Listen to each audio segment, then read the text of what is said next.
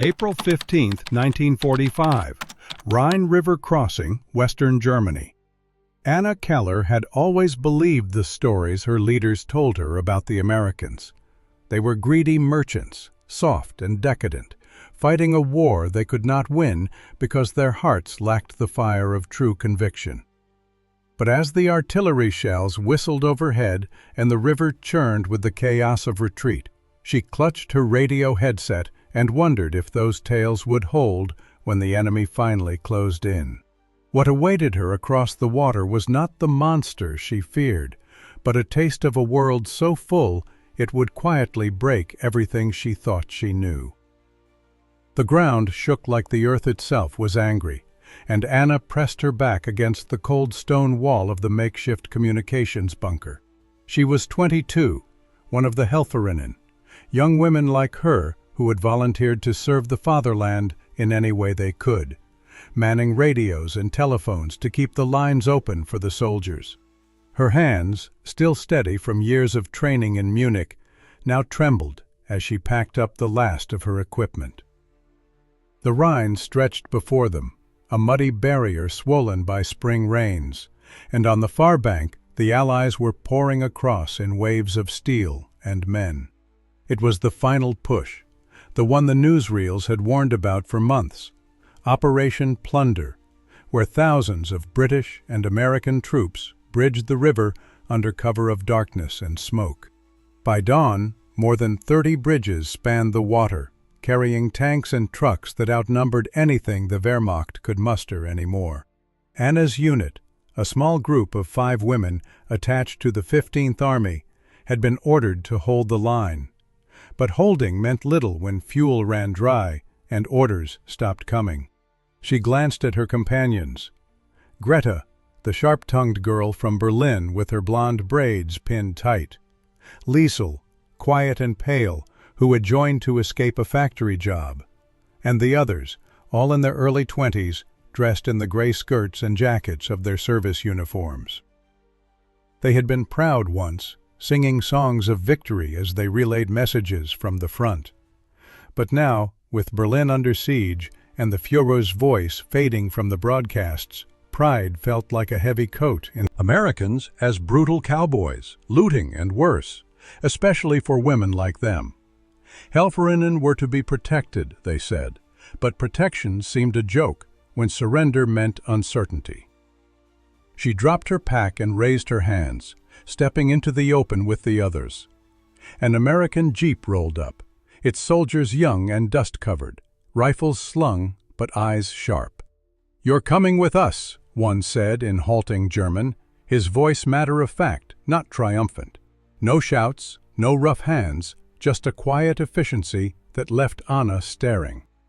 They were herded into trucks, the river fading behind as the convoy headed west, away from the front.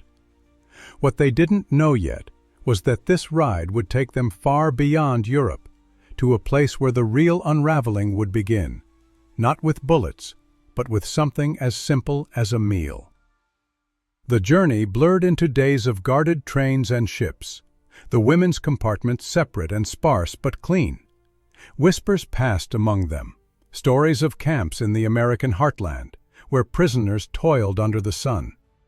Anna clutched a locket with her family's photo, thinking of her mother back in Bavaria, scraping by on potato peels and promises of final victory. By the time they docked and boarded another train, the landscape had changed, flat fields under a vast sky, nothing like the forests of home. Texas, they called it, a word that meant little to her then.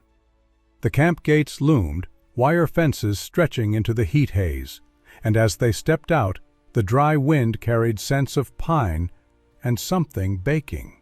Hunger gnawed at Anna already. Their last meal had been thin soup 2 days prior. But what waited inside those walls would challenge more than her stomach. It would start to chip away at the world she had built her life around. The Texas sun beat down like a relentless hammer, turning the air into a shimmering veil that made the camp look like a mirage. Anna shielded her eyes as the truck jolted to a stop, the women's group stumbling out onto gravel that crunched under their worn boots. Guards in olive-drab uniforms stood at a distance, their postures relaxed but watchful, calling out instructions in English that a translator quickly turned into German. "Line up, ladies, no tricks," the man said, his voice steady. A small mercy, and were searched with a professionalism that surprised her. No leering glances, no barked orders, just clipboards and questions about names, ranks, and hometowns. A nurse in a crisp white uniform checked for injuries, her hands gentle as she noted a cut on Liesel's arm from the river crossing.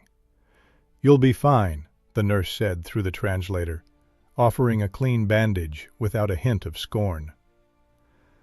Anna's mind raced back to the warnings. American women were painted as hard-hearted feminists in the films, but this one moved with quiet efficiency, like a mother tending a scraped knee. The barracks assigned to them were simple wooden structures, bunk beds in neat rows under tin roofs, with windows that let in the golden light of late afternoon. It was worlds away from the damp cellars they had huddled in during bombings, and yet the unfamiliarity twisted in Anna's gut like fear. Greta muttered under her breath as they claimed their spots, folding her jacket over a thin mattress that smelled faintly of fresh straw. "They're trying to buy us with comfort," she said, her voice low, eyes darting to the door. Liesel nodded, hugging her knees on the lower bunk, but Anna said nothing, tracing the grain of the wood with her finger. Defiance burned in her chest. She was a daughter of the Reich, trained to serve without question, but beneath it lurked the terror of the unknown. What if the kindness was a trap? What stories would reach her family, painting them as collaborators, or worse? Outside, the camp hummed with activity, men in distant fields tending crops under guard, the faint clang of tools from workshops where prisoners learned trades. Over 800 such camps existed across the U.S., turning captured hands into labor for the war effort, all while providing 3 square meals a day, more than most civilians back home saw. Anna had heard whispers on the journey about the food, rumors dismissed as Allied lies, but as the sun dipped low, a bell rang, calling them to the evening line. They filed into the mess hall, a vast room with long tables and benches, the air thick with the aroma of something savory and warm. American soldiers sat at one end, eating their own portions, but no one mocked or stared. Felt it pulling at her resolve, whispering that survival might mean more than holding on to old truths. The mess hall smelled of coffee, real coffee, not the acorn brew that had passed for it back home for years. Anna lifted her mug, the steam curling up warm and inviting, and took a cautious sip. It was smooth, almost creamy, with none of the bitterness that had become so familiar in the endless cups shared during night shifts at the radio post. Around the table, her companions paused in their eating, spoons hovering over bowls of stewed vegetables and potatoes that were actual potatoes, not the wilted scraps she'd grown used to. The portions were generous, piled high on tin plates that clattered as guards collected the empties, and the women ate in near silence, each bite a quiet rebellion against the hunger that had shadowed their lives. In Germany, by the spring of 1945, rations for civilians had dipped below 1,900 calories a day, with bread made from sawdust fillers and soups thinned to nothing. Here the Americans aimed higher, 2,500 calories or more, drawn from farms that stretched across the Midwest, producing enough to feed armies and prisoners alike without a second thought. Anna tore a piece from the loaf of white bread, its crust soft and yielding, unlike the dense rye that had been their staple, rationed to a single slice every other day. A small bowl of canned fruit followed, peaches in syrup, slick and golden, their sweetness exploding on her tongue like sunlight. She remembered her mother's kitchen in the old days, before the shortages hit, when apples were common and sugar not a dream. Liesel, sitting across from her, let out a small sigh as she finished her serving, her eyes distant. "It's too much," she murmured. But there was no complaint in her voice, only a wonder that bordered on fear. Greta shot her a sharp look, fork scraping the plate. "Don't get soft. It's a trick to make us forget." Yet even Greta's words lacked their usual bite. The warmth of the food seeped into their bones, easing the ache from the long journey. Anna watched as an American sergeant at the next table laughed with his men, sharing the same meal without fanfare. No greed spread among the women. "Apple strudel," they said, "like the kind from Vienna, but made here in this dusty corner of the world." How could it be? The scent wafted over, cinnamon and baked apples mingling with the coffee, pulling at memories of festivals and home. She glanced at Greta, whose defiance seemed to waver, and Liesel, who leaned forward just a bit. The promise of that sweetness hung in the air, a small thing that might unravel more than just the evening's hunger.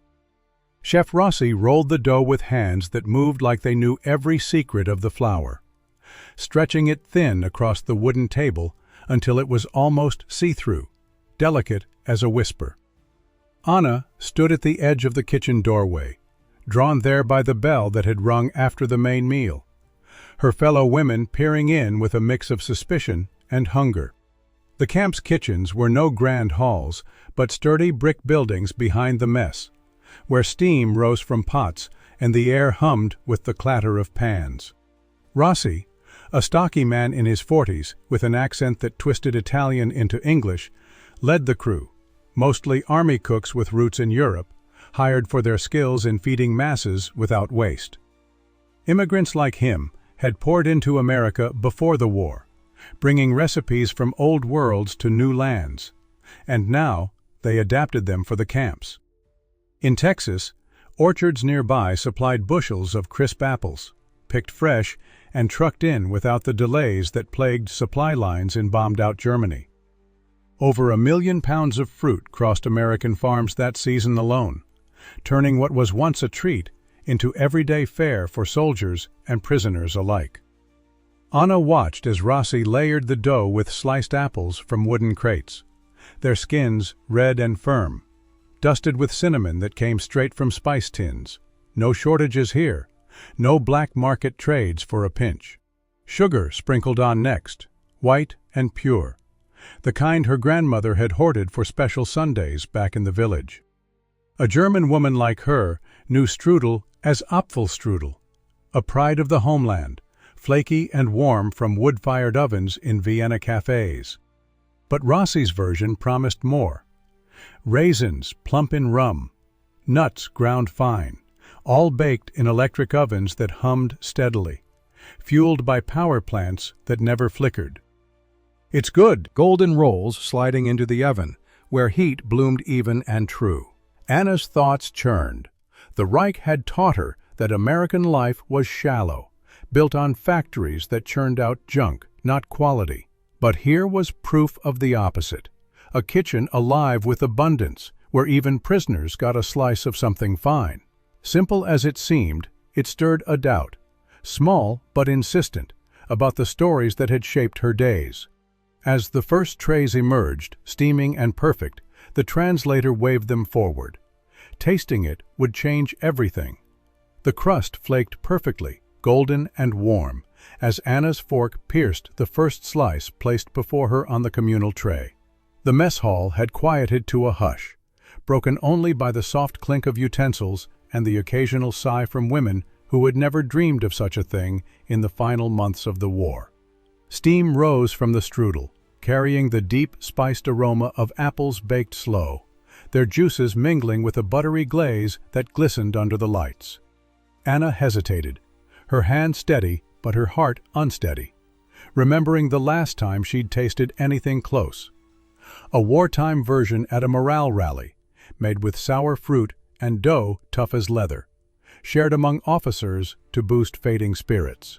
Now, this piece sat whole and inviting, cut generous for each of them, no ration stamps needed. In America, apple harvests swelled to over 100 million bushels every year.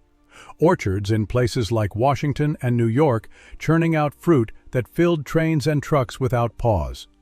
While back home, German farms lay fallow from labor shortages and Allied bombs, leaving families to forage wild berries or go without. She brought the bite to her mouth, the pastry crumbling lightly against her teeth, releasing a flood of flavors: tart apple balanced by sweet cinnamon, the kind that warmed from the inside out like a hug from childhood. It melted on her tongue, richer than the strudels from Munich bakeries she'd known as a girl, before the lines for flour grew endless and sugar vanished into the war machine.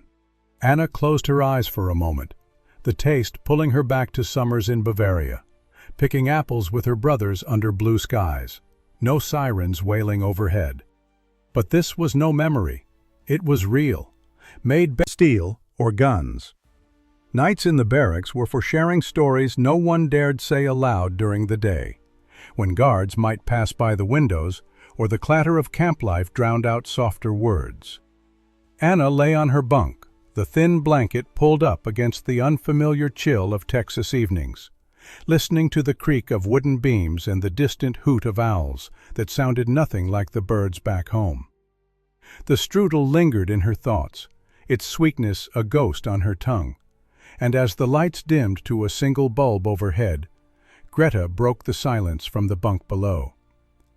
"That wasn't right," she whispered, her voice tight with the old anger. "They make it seem like home, but it's all a show to break us. Remember what the broadcast said. Americans are fat from stealing our Europe." Liesel shifted on her mattress, her breath uneven. But the taste, it was real. And the bread today, no ersatz sawdust.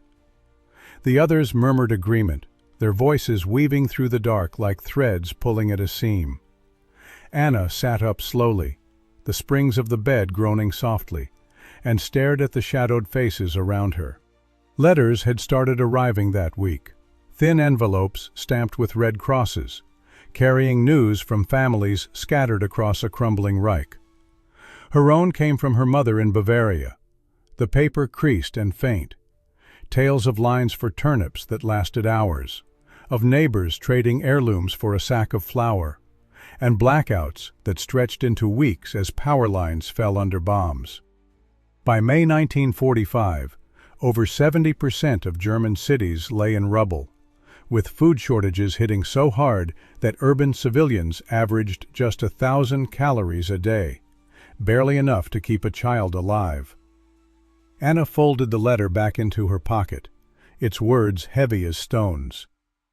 "Mother says the bakeries are empty," she said quietly. "No apples, no sugar. How do they do it here, with so much?" Greta scoffed, but it rang hollow now, her defiance cracking like dry earth.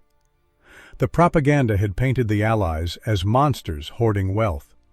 Yet these barracks had electric fans humming through the night, and the kitchens baked without pause. Liesel added her piece, voice barely above a breath. The Führer treatment, feeling exposed in a way that made her cheeks burn. The nurse, a woman named Clara with short brown hair and a name tag pinned straight, worked in silence at first, then smiled faintly. "Hurts less now?" she asked through the translator, her tone like that of a neighbor checking on a sick child. No lectures about the war, no questions about loyalty, just care, plain and practiced. In the U.S. camps, medical teams handled thousands, keeping the POW death rate under 1%, with full hospitals and medicines shipped from factories that never stopped. Germany had lost over 1 million to illness and wounds by war's end, many from lack of basics like penicillin, which America produced by the billions of units. Anna nodded, the pain easing under the cool cloth, but her mind swirled with confusion. Propaganda reels had shown Allied medics as butchers, ignoring screams or worse, especially for women in uniform. Yet here was this stranger, tending her like she mattered, offering a glass of water afterward without a second glance at the gray fabric of her service jacket. Liesel waited her turn nearby, clutching her side where an old cough had worsened on the ship. And when Clara listened to her lungs with a stethoscope, shiny and cold, she prescribed rest and pills from a drawer full to bursting. "Take these twice a day," the translator relayed, and Liesel's eyes widened at the ease of it all. No bartering, no waiting lists like in the bombed clinics of the Rhine. Greta lingered outside, arms folded, but even she accepted a checkup without protest, her scowl softening when a splinter was pulled clean. For Anna, the kindness landed like a gentle wave, eroding the edges of her fear. She had expected cruelty, chains perhaps, but this quiet competence built a bridge of tentative trust, making the camp feel less like a prison and more like a strange pause in the storm. Thoughts of home flickered, her aunt who died from an untreated fever last winter, and a pang of unfairness mixed with gratitude she didn't want to name. As the women filed out, the camp's rhythm took over, but the real shock came from the everyday routines. Electric lights stayed on all night, no blackouts to plunge the world into sudden dark like the ones that had become routine in German cities.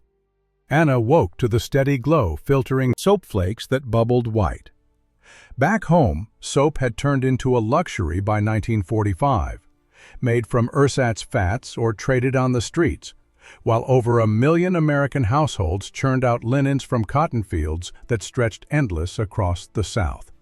Anna scrubbed her hands under the faucet, watching the grime from weeks of travel swirl away, and felt a strange relief wash over her. The propaganda had called this American life decadent, wasteful, and weak. But here it was practical, keeping bodies clean and minds from the despair of filth. Days settled into patterns that surprised her more with each pass. After breakfast, oatmeal thick with milk, another plenty she hadn't tasted in years, they joined light duties, folding uniforms or sorting mail in shaded porches. Afternoons brought recreation in fenced yards, where women walked gravel paths or sat under mesquite trees, chatting in low tones about anything but the war. No whips, no endless marches, just guards who paced at a distance, rifles at rest. Liesel discovered a small library corner one day, shelves with books in German, old novels and newspapers from before the fighting, loaned without strings. Greta grumbled at first, calling it soft tricks to dull their edge, but she borrowed a volume on history, her eyes scanning pages late into the evening. For Anna, the clean sheets at night symbolized it all, a quiet order that the Reich had promised but never delivered in its final chaos, when homes crumbled and baths became dreams. It eroded the myth of the enemy as crude hoarders. Instead, this was a system built on steady hands and full stores, making her wonder how such ease could exist while her world fell apart. The small acts of care, like a fresh towel or light that didn't falter, built walls against her old beliefs, one clean fold at a time. As weeks passed, the strudel became a weekly ritual. One evening, Anna found a hidden radio broadcast crackling through a guard's forgotten shortwave set, left propped in the mess hall during cleanup. The women had paused in their duties, mops in hand, drawn by the static voices that spoke of a world ending far from their fences. The announcer's tone was somber, recounting the fall of Berlin and the Führer's last stand. Table, tears silent on her cheeks, and even Greta stood frozen, her usual fire dimmed to embers. In the quiet that followed, Anna's mind turned inward, unraveling the threads of belief she'd clung to since joining the Helferinnen at 18. The broadcasts had filled her head with tales of German invincibility, Aryan purity that would outlast any foe. But here in this dusty camp, truth seeped in like water through cracks. The strudel, the clean beds, the medics' gentle hands, they weren't tricks, but signs of a strength built on factories humming day and night, farms that fed nations, and a discipline that didn't need to shout. She thought of the Rhine crossing, the tanks thundering over bridges, because America made them in droves, not by fanaticism, but by quiet efficiency. Doubt bloomed deep now, a ache that mixed with grief for the boys she'd relayed messages to, lost in mud for a cause that crumbled like stale bread. "What did we fight for?" she whispered to the empty air, the question echoing in her chest. The propaganda had been a cage, keeping her blind to the real world outside its bars, the one where enemies baked better sweets because their world wasn't hollowed by hate. For the first time, shame touched her, not for surrendering, but for believing the lies that led them all to this end. The final strudel shared marked her breaking point. In the quiet of the mess hall, truth settled like sugar dust, fine and inescapable. As the final trays of strudel emerged steaming from the kitchens one warm June evening, Anna sat with her group at their usual table, the wooden benches worn smooth from weeks of shared meals, her fork hovering over the golden slice that Chef Rossi had portioned with his usual nod. The camp had softened around the edges for her now. No longer a cage of wire and suspicion, but a strange limbo, where routines peeled back the layers of what she'd known. The pastry was as perfect as ever, flaky layers cradling apples that burst with juice, sweetened just right with cinnamon that warmed the air like a forgotten hearth. Liesel took her bite first, a small smile breaking through, while Greta ate without comment. Her earlier protests faded into habit. Anna followed, the crust giving way with a satisfying crunch, and as the flavors 1,000 Shermans alone, rolling off lines like bread from an oven, but endless supplies of butter, flour, and fruit that turned scarcity into plenty. Over 2 billion pounds of apples picked that year, trucked from coast to coast, while her homeland's orchards withered under frost and fire, yielding barely enough for the troops. Anna set her fork down, the half-eaten strudel mocking her with its ease. The propaganda had screamed of Aryan superiority, of a pure Reich that would outlast the decadent West. But what superiority starved its daughters, while the barbarians baked better? She thought of the Rhine, the bridges buckling under endless convoys because the enemy planned ahead, built ahead, lived ahead, not in hate, but in a system that worked.